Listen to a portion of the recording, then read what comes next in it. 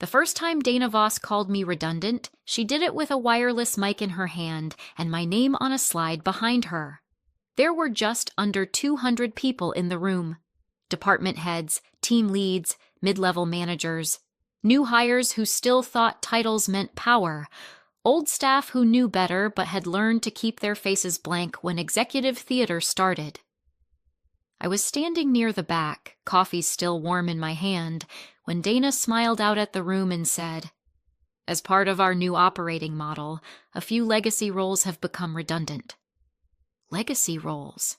That was the first lie. Then she looked straight at me. "And today," she said, still smiling, "that includes Helena Mercer's position." Not Helena Sloan Mercer. Not the woman who built the company's operating spine from a borrowed warehouse office and 3 unpaid vendor calls a night. Not the person who kept our biggest clients from walking when the first expansion nearly broke us. Just Helena Mercer. Trimmed down, flattened, made easier to erase. A few heads turned so fast you could hear chair fabric shift. Nobody spoke. That was the part people imagine wrong about public humiliation. They think it sounds loud. It doesn't. Most of the time, it sounds like air conditioning, projector fans, and people deciding in real time whether they can afford to look shocked. I set my coffee on the nearest table and looked at the stage. Dana stood beside Adrian Kella, our post-merger CEO, wearing the kind of expression HR people use when they want cruelty to sound administrative.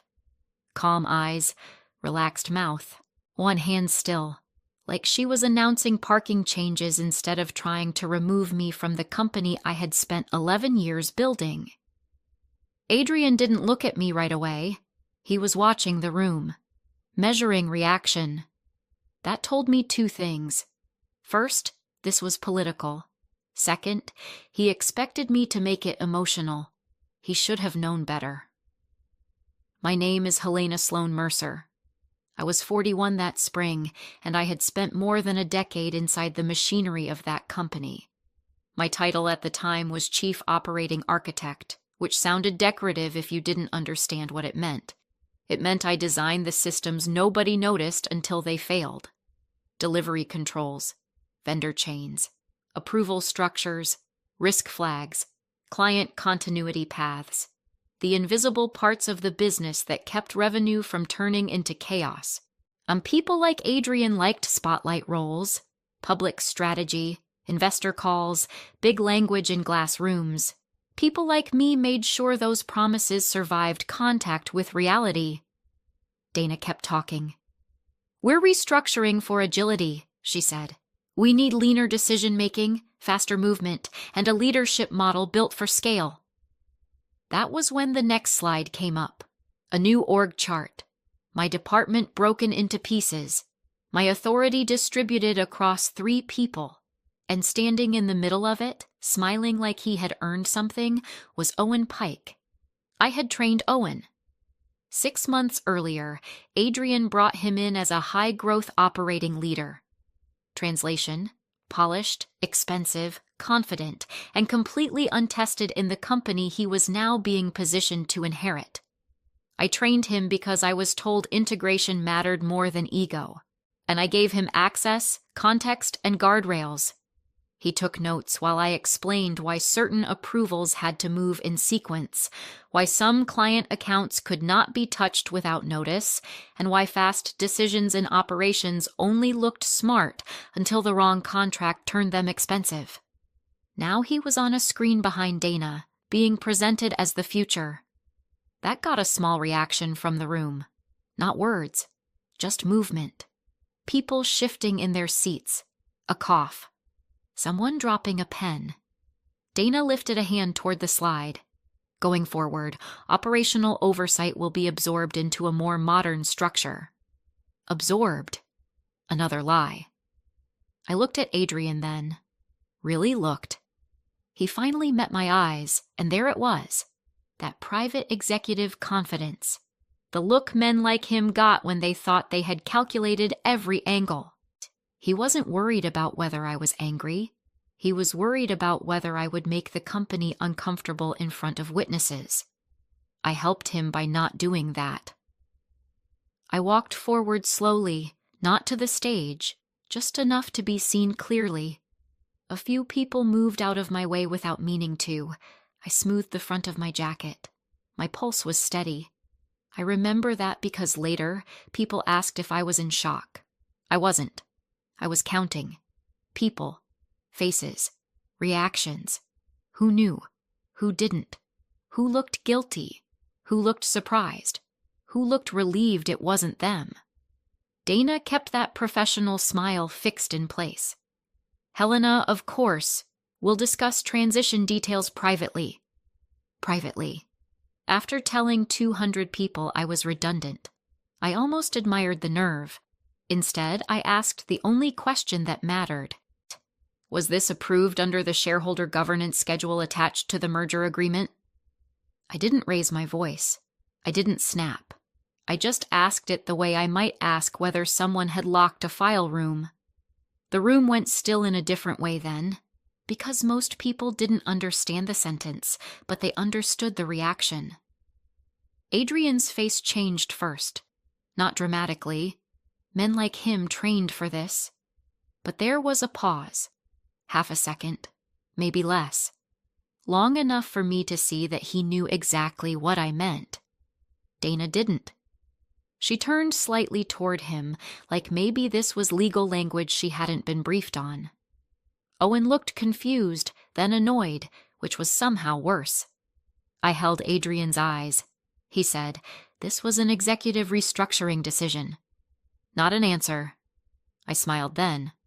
Not because I was happy. Because in one sentence, he told me everything. He hadn't checked. Or worse, he had checked just enough to think he could get away with skipping the part that involved me. The room was waiting for more. A scene. A protest. A dramatic refusal. I gave them none of it. I picked up my coffee, now cooling in the paper cup, and said, "Then this is going to be more expensive than you think." I turned and walked out before anyone could stop me.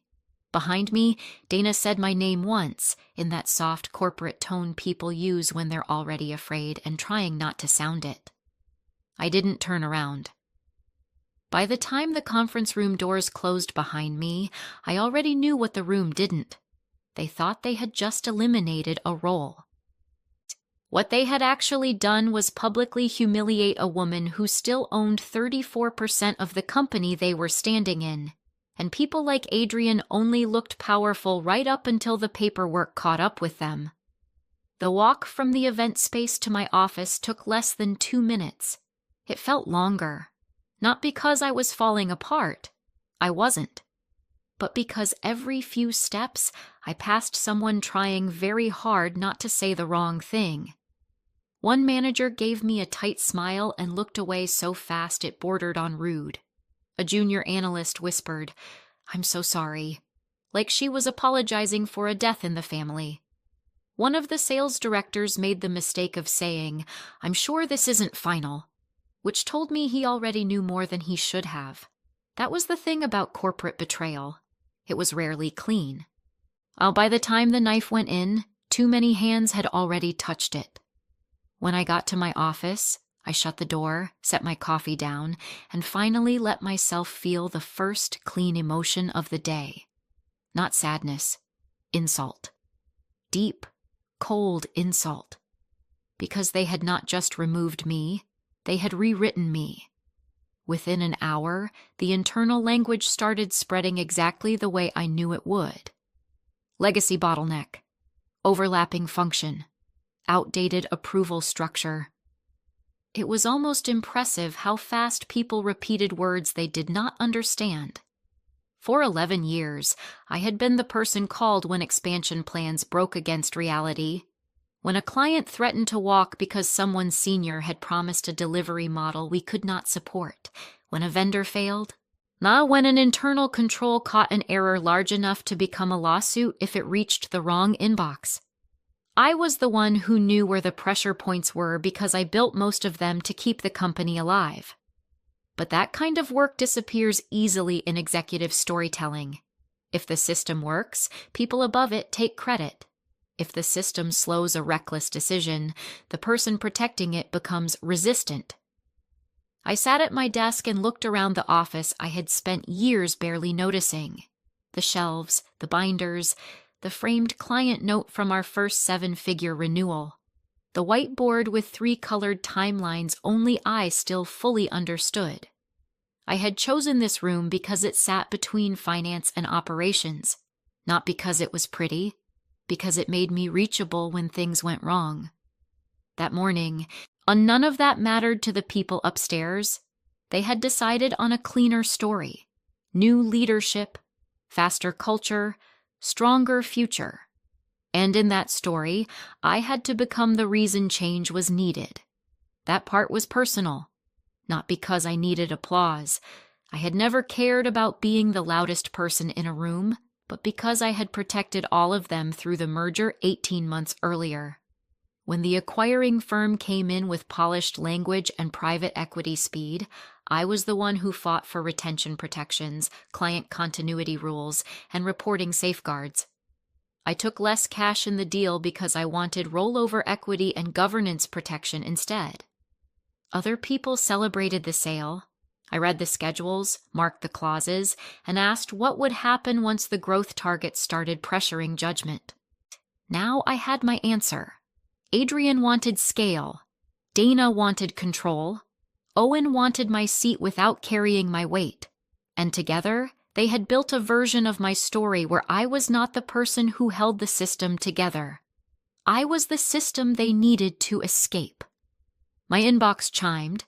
A termination packet. Too fast. That was the first real sign of carelessness. I opened it and read every page once without reacting. Then again, slower. Standard executive separation language. Return of company property. Transition cooperation. Confidentiality reminders. Polite language wrapped around removal. But the structure was wrong. Dangerously wrong. They had written it like I was only an employee, not a protected integration signatory, not a major shareholder, not one of the few people whose authority sat directly inside the continuity framework attached to our biggest contracts. Dana, I realized, had processed me like a payroll event. That meant one of 2 things. Either she had never been told what I actually still controlled, or she had been told and assumed it would not matter. Neither possibility was good for them. I leaned back in my chair and looked at the city through the glass. The humiliation from the town hall had not faded.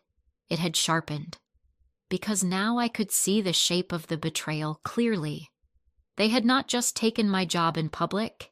They had taken my history, repackaged my work, handed it to people I trained, and bet the company I would leave quietly. I opened the merger folder from my secure drive and started reading.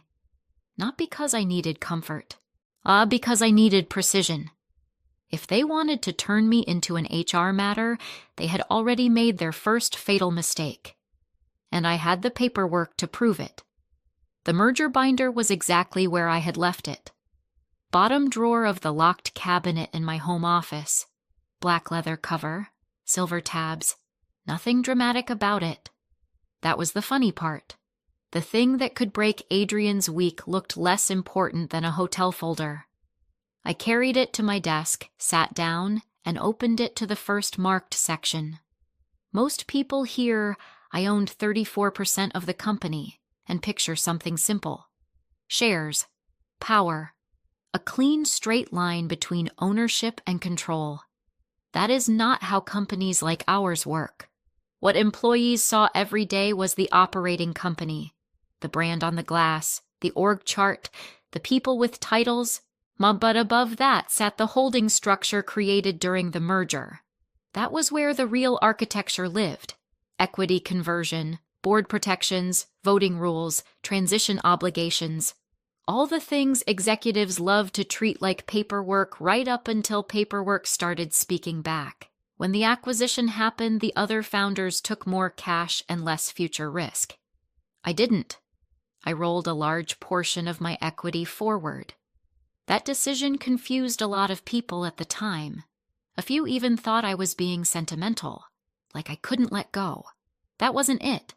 I just knew something men like Adrian always forgot. The day after a merger, the company does not become simpler. It becomes more dangerous, more layers, more politics, more people trying to win inside systems they barely understand. Cash would have been easy. A control mattered more. I flipped to the ownership schedule and ran my finger down the page until I found my name. Helena Sloan Mercer, 34%. Still there. Still real. Still attached to a set of protections I had fought for when the deal was signed. I remember that negotiation clearly. The acquiring side wanted speed. They always did. They wanted clean authority, minimum friction, and no lingering power centers. I agreed to step out of public leadership and let their executive team front the company after the merger, but only under conditions. My role would remain tied to operational continuity during integration. Certain changes involving authority, control, or client oversight could not be made casually. Not if they touched protected functions. Not if they created material risk. At the time, one of their lawyers had said, "Nah, this is a lot of protection for an operations executive." I had looked across the table and said, "No, this is a lot of protection for your revenue." That line came back to me now and made me smile for the first time all day. I turned to the governance schedule. There it was. Any executive restructuring materially affecting a protected continuity signatory required formal review if it changed operational authority tied to revenue-critical systems. In plain English, Adrian could move boxes around on an org chart all he wanted. He could rename departments. He could parade new leadership around in expensive jackets and talk about agility until he ran out of breath.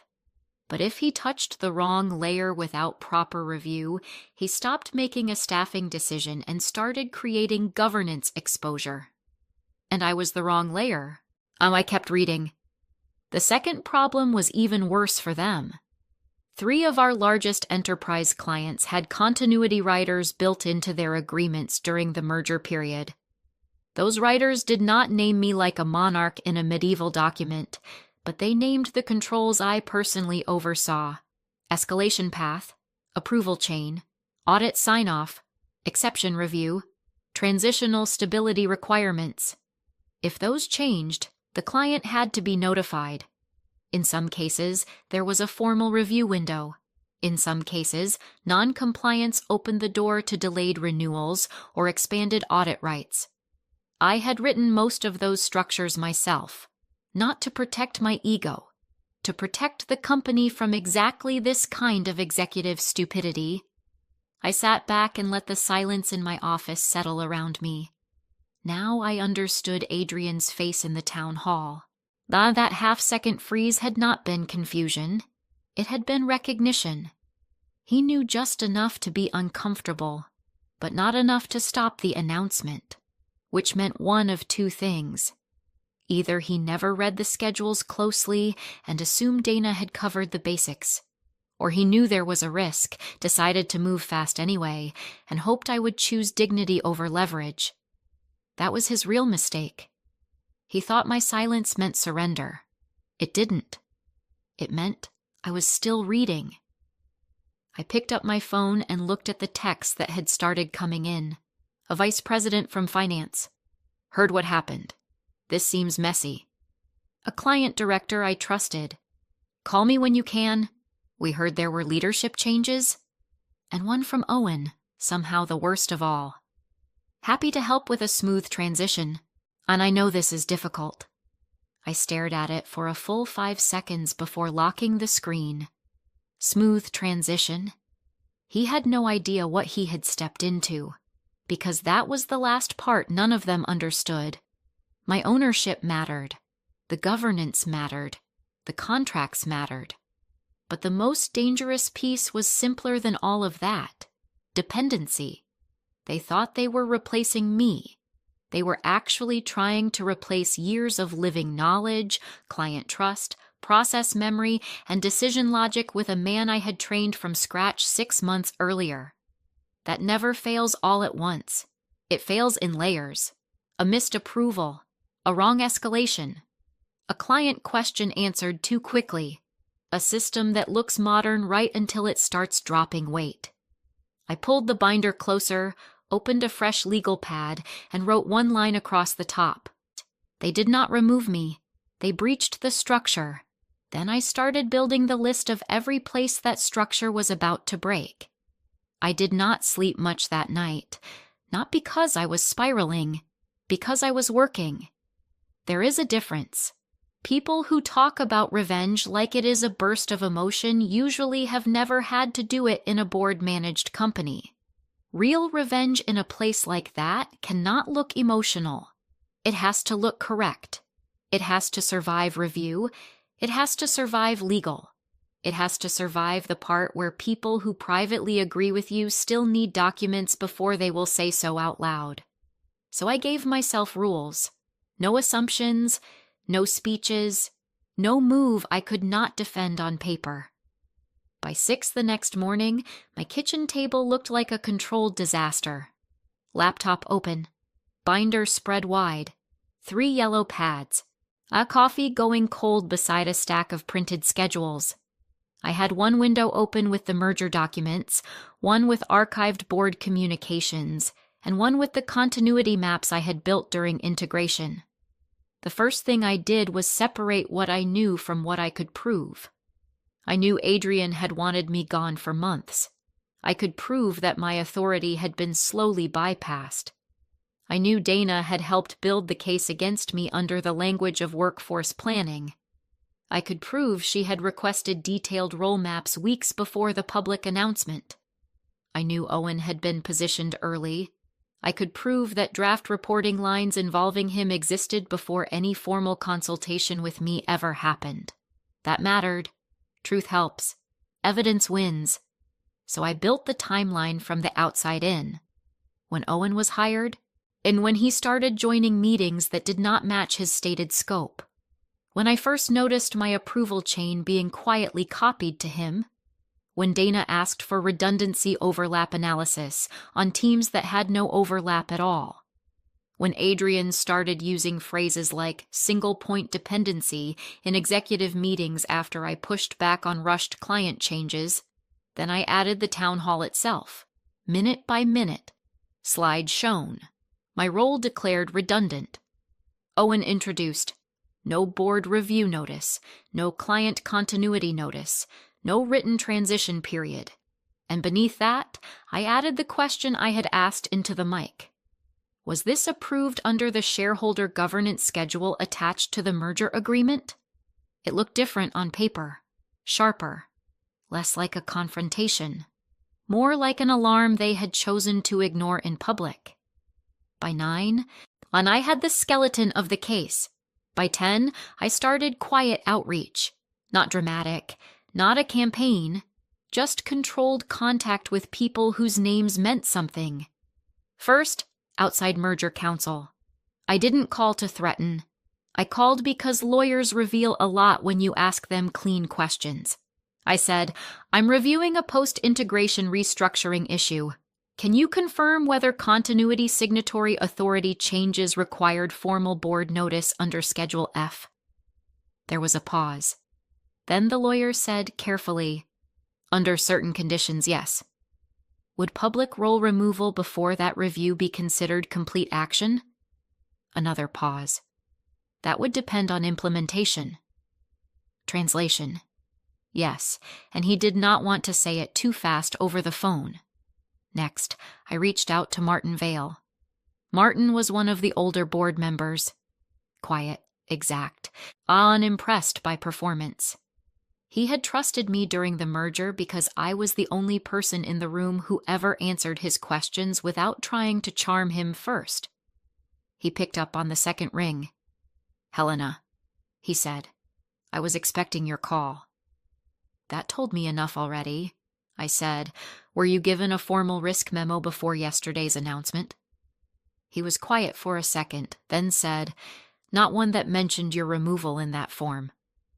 not one that mentioned, which meant some version of the restructuring might have been floated, but not the actual act they carried out on stage. That was useful. Then I made the most delicate call of the morning. A program director at one of our largest client accounts. Someone I had worked with for years. Someone who trusted me because I never sold her comforting nonsense. I kept it simple. I'm checking whether your team received formal notice of any operational oversight changes related to continuity controls. She said, No, should we have? I looked out the window and said, That depends on what they told you internally. Her tone shifted. Helena, what happened? Nothing I'm ready to describe casually, I said. But if you receive any revised escalation map, please send it to me before you rely on it. She didn't ask more. She just said, Understood. That was client trust. Not friendship, not drama, trust. And Adrian was gambling with it. By noon, I had enough to know this was bigger than a severance dispute. This was governance, continuity, and executive misrepresentation starting to overlap. Then the final piece arrived without me having to ask for it. A contact forwarded me an investor prep deck Adrian was using for a small strategy session later that week. I opened it, scanned 3 slides, and stopped on the phrase that would follow him into every room after that. Operational model fully de-risked under new leadership.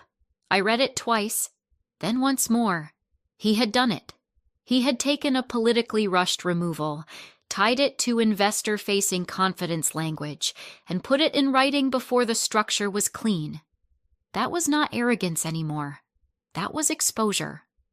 I added the slide to my file, saved the folder under a new locked archive, and leaned back in my chair.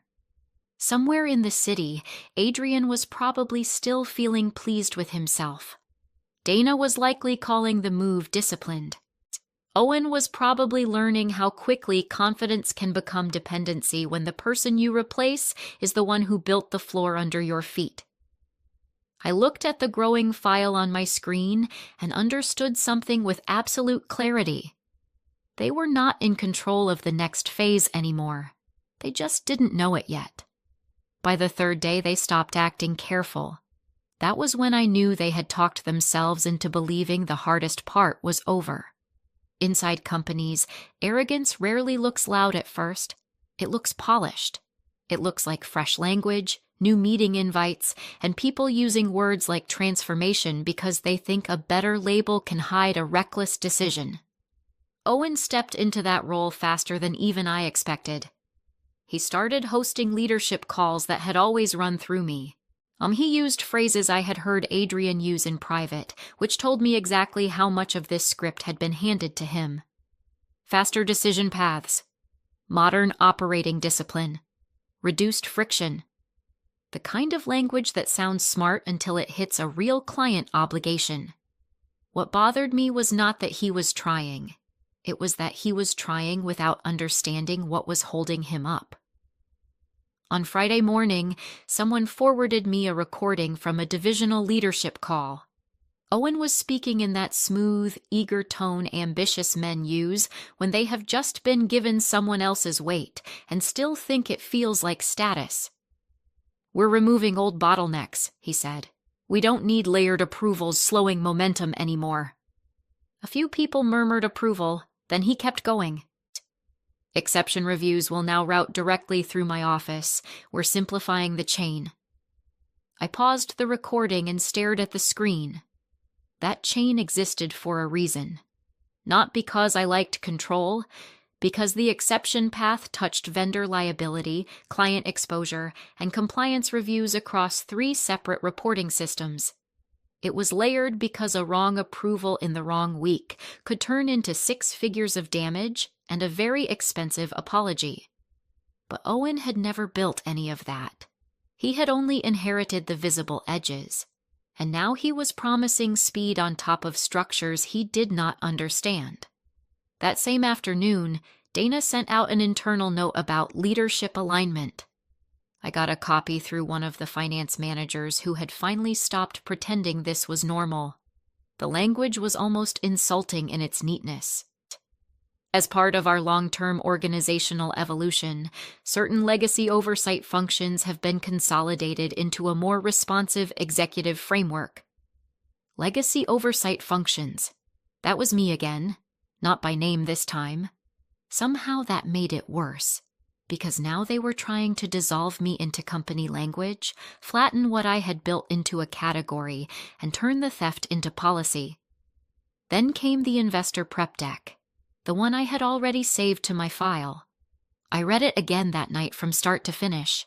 Adrian had leaned hard into the narrative, streamlined leadership, reduced single-point dependencies, stronger execution model, de-risked operations under new management. De-risked. That word stayed with me, because if you work around boards, investors, or formal reporting long enough, you learn which words are decorative and which words can become evidence. De-risked is not decorative. It implies assessment, review, control. If Adrian used that word while bypassing the very protections built to reduce risk, then he was not just being arrogant. He was building a public story on top of an unclean structure, and the higher he built it, the worse the fall would be. Still, I said nothing publicly. That part mattered. Silence is not passive when you use it correctly. Silence is space. It lets people keep talking. It lets them lock themselves into versions of events they later cannot explain away. So I watched. I tracked every memo, every updated reporting map, every new phrasing choice, every move Dana made to frame my removal as cultural progress instead of governance failure. Every time Owen used my systems while pretending to replace them. And then, late Friday, they made the mistake that pushed everything closer to open collapse. A senior client wrote in with a process question tied to one of our largest active accounts. It should have gone through the old review path. Instead, the reply came back from Owen. I saw the thread because the client copied one of my longtime program leads, who quietly forwarded it to me with no comment. The client's message was simple enough. Can you confirm whether the revised exception approval path supersedes the continuity protocol signed during transition? The answer required care. It required someone who understood both the contract and the actual operating control behind it. Owen replied 14 minutes later. Yes, the new executive model now governs all approval paths. No additional transition steps are required. I read the sentence once, then again. He had done it in writing. He had told a major client that the new structure overrode the transition protocol. Not that it modified it, not that it was under review. Overrode it. I leaned back in my chair and closed my eyes for 1 second. That was the first moment I felt something close to relief. Not because the situation was good, because now the damage was no longer abstract. Until then, Adrian could still try to frame everything as internal interpretation. A disagreement, a personality conflict, a strategic shift that upset the wrong executive. But that email changed the shape of the problem. Now the wrong person had made the wrong claim to the wrong audience, and the audience had a signed record of what the real structure was supposed to be. That meant the trap was no longer just tightening. It had started closing. I saved the email to 3 separate folders, forwarded it to my secure archive, and added a single note at the top of the file I had been building all week. They are now contradicting the contract in live client communication. Then I sat there in the quiet and imagined Owen at his desk, probably feeling efficient, probably proud of how quickly he had answered. That was the thing about men who inherit power too early. They confuse access with understanding, and when they start speaking before they know what they are standing on, the floor tends to move. The first real crack did not arrive with shouting. It arrived the way serious corporate problems usually do, as a polite email. Monday morning, 8:17 a.m. Subject line, clarification required on continuity authority. And it came from the client whose thread Owen had already mishandled, and this time the distribution list was wider. Adrian. Owen. Internal Legal. 2 members of our client success leadership. Me. That last part mattered. My name was still attached to the continuity records sitting in their files. No matter what Dana had announced from a stage, contracts do not care about internal theater. I opened the message and read it slowly. The client was controlled, professional, not emotional, which, in my experience, is far more dangerous. Emotional clients want reassurance. Controlled clients are already documenting. They wrote that recent communications appeared inconsistent with the transition governance protocol signed during the merger period. They asked for formal clarification regarding operational authority, exception approvals, and whether required notice provisions had been satisfied before any change in control structure. No anger, no threats. Just questions precise enough to turn into leverage later. I read the email twice, then set my hands flat on the desk and breathed once. This was the point where inexperienced people panic. I didn't. I responded exactly 7 minutes later. Not defensively, not emotionally, just clean. I acknowledge receipt. Based on the restructuring announced internally on Thursday, I am no longer the designated executive authority for operational continuity matters. Management should provide formal clarification regarding any changes to continuity controls, approval structure, and notice compliance. That was all. 1 paragraph. No accusation, no performance. But it did 2 very important things at the same time. First, Amit protected me. I was not going to let anyone imply I had approved a transition I had not been consulted on. Second, it forced them to answer the real question on the record. If Adrian replied casually, he risked contradicting the agreement. If he delayed, he signaled instability. If legal stepped in, then the issue had already grown beyond internal politics. Within 20 minutes, I got my answer. Not from Adrian, from internal legal. Helena, can you confirm whether you received any formal written notice regarding reassignment of continuity authority? No greeting, no softness, just a question. I typed back. No formal written notice was received by me before public announcement or subsequent client communication. I watched the typing indicator appear, vanish, then appear again. Nothing came.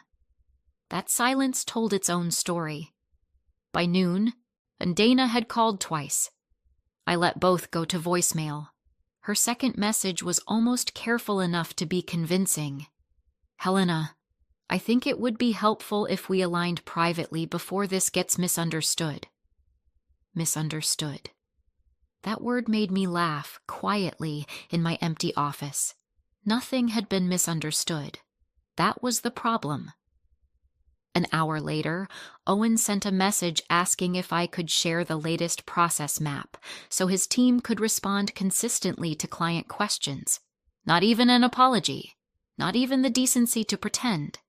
Just panic starting to leak through polite language. I did not answer him either. Then Adrian tried. He sent 1 line.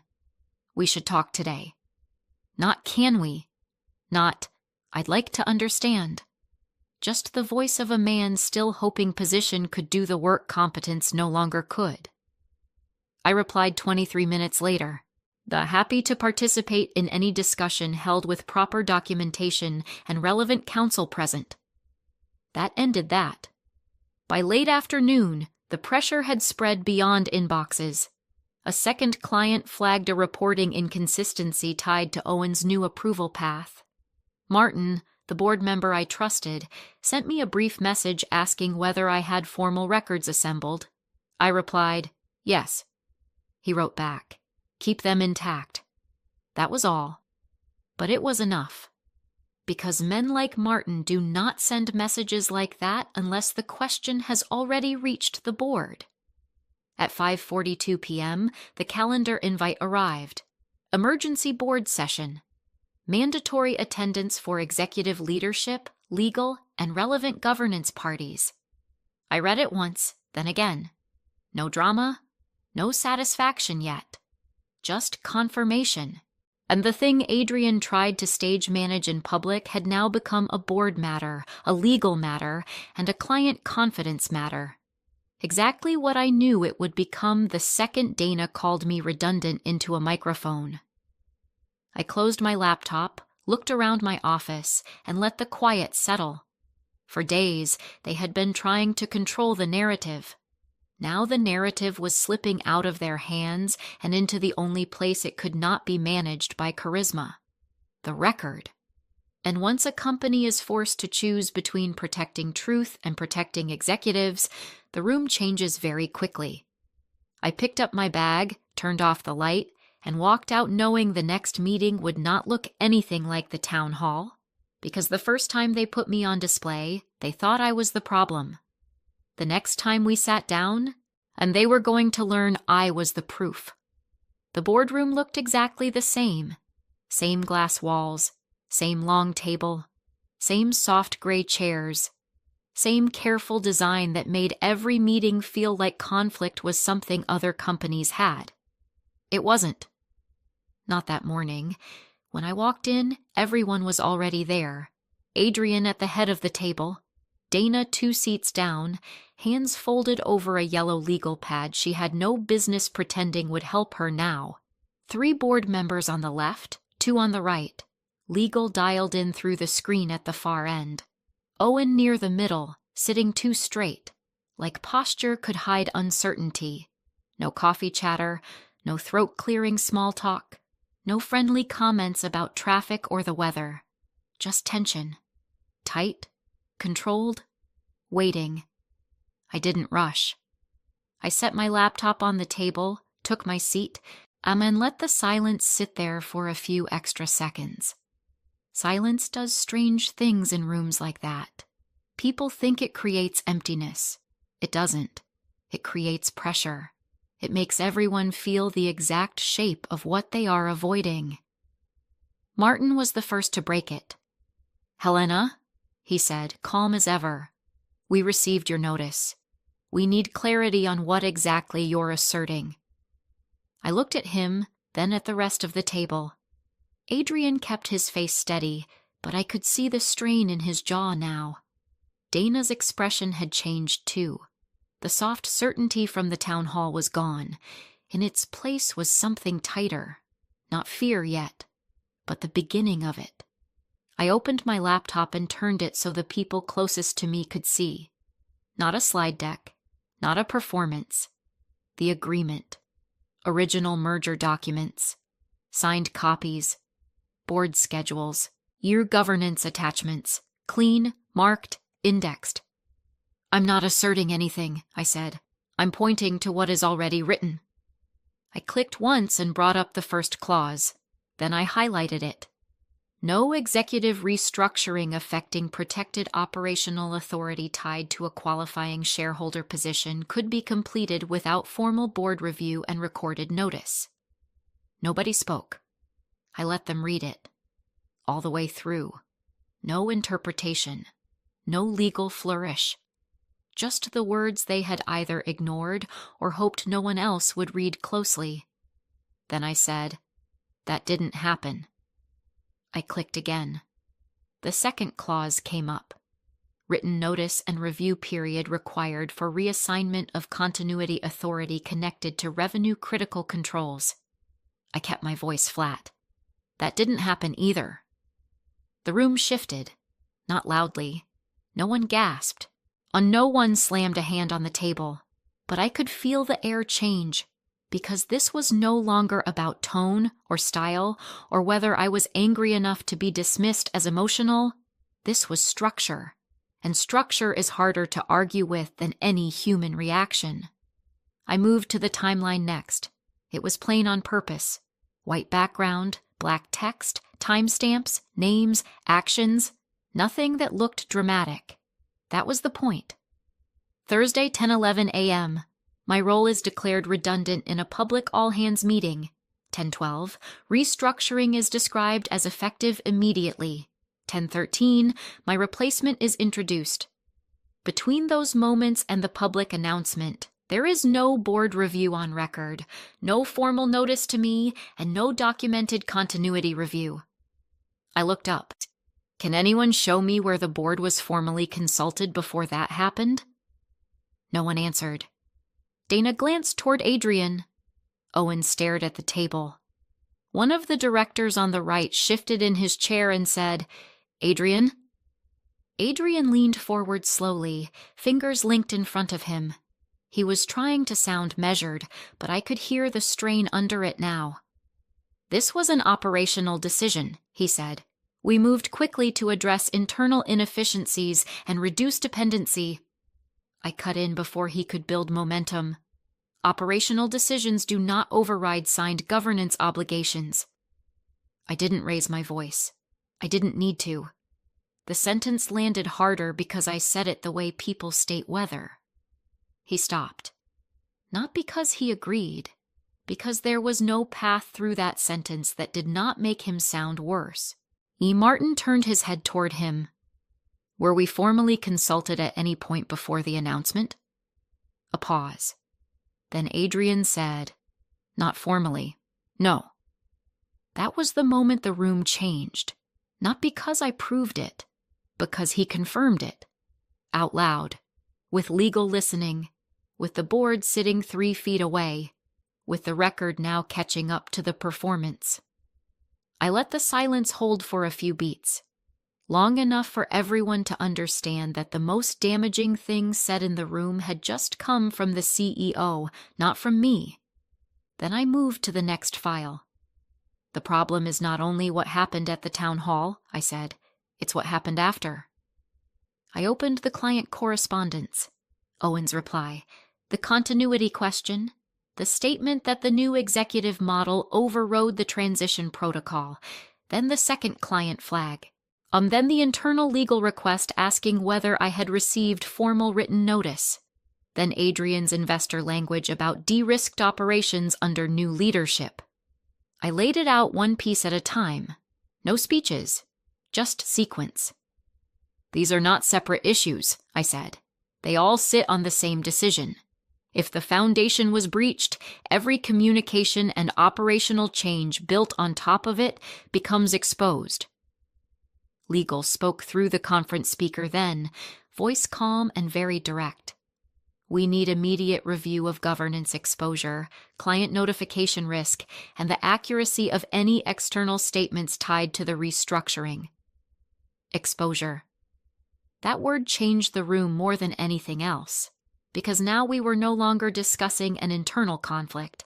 Now we were discussing risk, real risk, client risk, board risk, financial risk, reputational risk. One of the other directors leaned back and exhaled slowly. "This is significant." I closed my laptop halfway.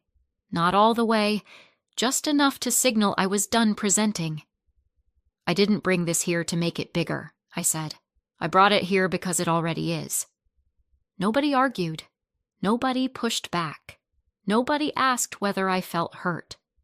For the first time since Dana said redundant into a microphone, I was no longer the person being examined.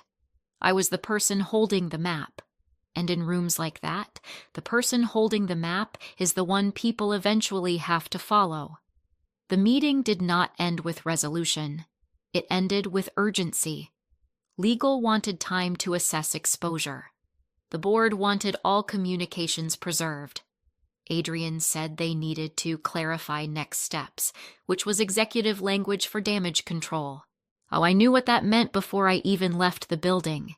Smaller conversations, careful wording, internal adjustments, an attempt to reverse the effect without admitting the cause. They were going to try to fix it quietly, and under different circumstances that might have worked, but not now. Not after client communications had already gone out. Not after Adrian had confirmed the board was not formally consulted. Not after legal used the word exposure in front of everyone. Once that happens, the issue stops being private no matter how badly leadership wants it to stay that way. By the next morning, I could already see the shape of their strategy. Calendar invites were moving. Meetings disappeared, then returned with fewer names attached. Department heads who had ignored me for days were suddenly circling back. Dana stopped using email where she could avoid it. Owen's team canceled 2 rollout sessions tied to the approval changes he had been pushing all week. And then I saw the first attempted fix. It came as a draft internal memo, forwarded quietly to me by someone in finance who no longer trusted the executive floor to clean up its own mess. The language was almost elegant in its dishonesty. Following internal review, leadership is refining the recent restructuring to better align with long-term operational goals and ensure continuity across key business functions. Refining. That was the word they chose. Not reversing, not correcting, not acknowledging that they had blown through assigned governance structure and dragged client trust behind them. Just refining. I read the draft once, then closed it. That was not a fix. That was a blanket being thrown over a fire after smoke had already filled the hall.